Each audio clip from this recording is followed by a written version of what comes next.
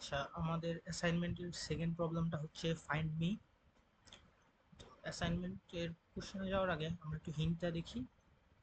আচ্ছা, হিন্টে বলা হচ্ছে অ্যানি রিডাইরেকশনস, তার মানে আমাদের হয়তো রিডাইরেক্ট সংক্রান্ত কোনো কিছু থাকলেও থাকতে পারে। আচ্ছা, আমরা কোশ্চেনটা দেখি।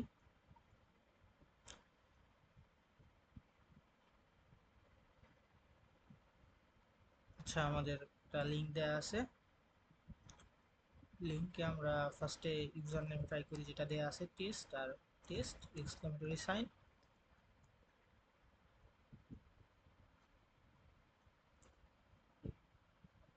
এবার আচ্ছা, ওয়েলকাম ফেলো হিউম্যান, জাস্ট যে কোনো একটা কিছু একটা সেটা রিডাইরেকশন। তো যেহেতু আমাদের রিডাইরেকশন আছে, তো আমরা একটু চেক করি ইন্সপেক্টে গিয়ে।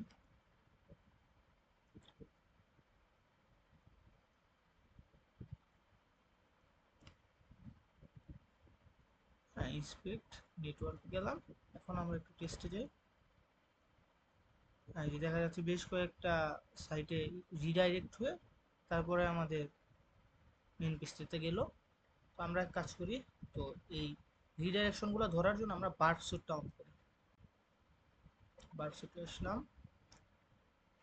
লিঙ্কটা কপি করে রাখি। বার্ড সুটে আসার পর ব্রাউজার ওপেন করলাম।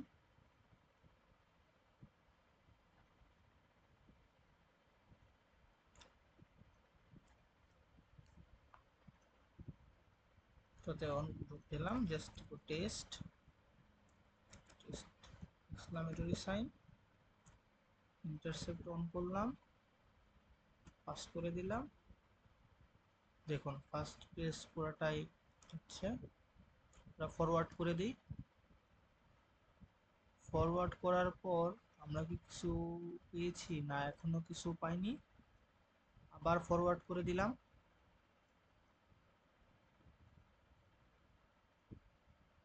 আচ্ছা, এখানে এই যে একটা আইডি পেয়েছি, যেটা হচ্ছে আমার বেস 64-এ ইনপুট করা আছে। তো আমরা এটা ডিকোড করি প্লেন টেক্সট আনার জন্য। আমরা সাইবার শেফে আমি আগেই করে রেখেছি, অন করে রেখেছি, এখানে দিলাম।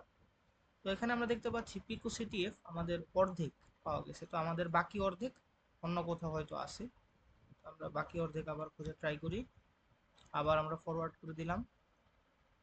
দেখি এখানে আবার বাকি আইডি আছে। আমি বাকি আইডিটুকু আবার কপি করলাম, সাইবার শেফে গিয়ে পেস্ট করলে দেখা যাচ্ছে আমি পুরো ফ্ল্যাগটাই পেয়ে গেছি। দেখি আমাদের ফ্ল্যাগটা কাজ করে কিনা।